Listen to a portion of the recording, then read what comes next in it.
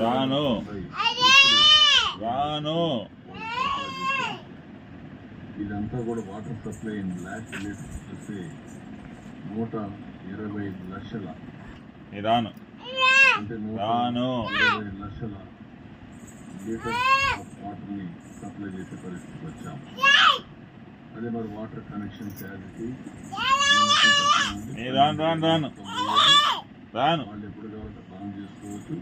ఇంకా 2-3 రోజులు ఈ నీళ్లు వాడేదానికి లేదు, వాషింగ్ వాడుకోవడానికి అవకాశం ఉంటుంది.